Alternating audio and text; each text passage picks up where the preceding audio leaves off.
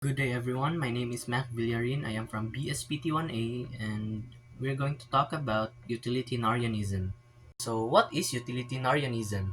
So, utilitarianism, from what I understood from watching the videos and reading John Stuart Mill's ideas about utilitarianism, I understood that it means doing what brings the most happiness.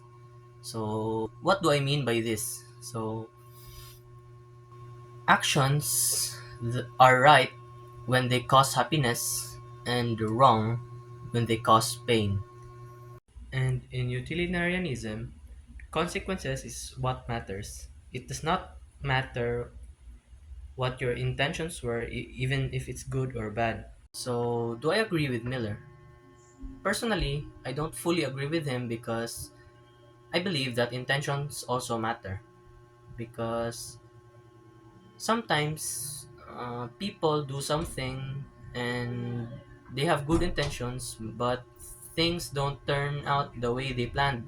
So, kinsa man ta para mo judge sa ilang gipang buhat kay even though what they did like didn't cause much happiness and maybe even pain from the bottom of their heart ilang giplano gid kay mubuhat sila og good.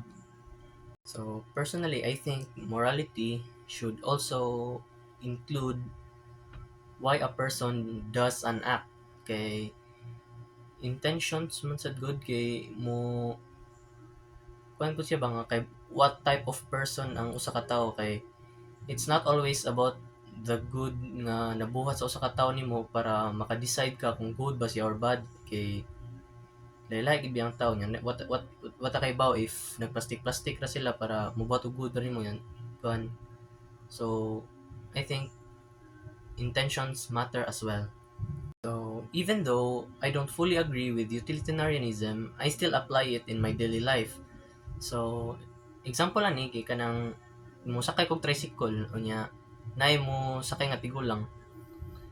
So, kung makalingkod ko komportable sa kanang dako nga lingkuranan, nga makita ko niya, of course, may swap og seat niya even though mas maglisod ko, at least nang it's for the good for everyone. So makako siya happiness niya less pain, di ba?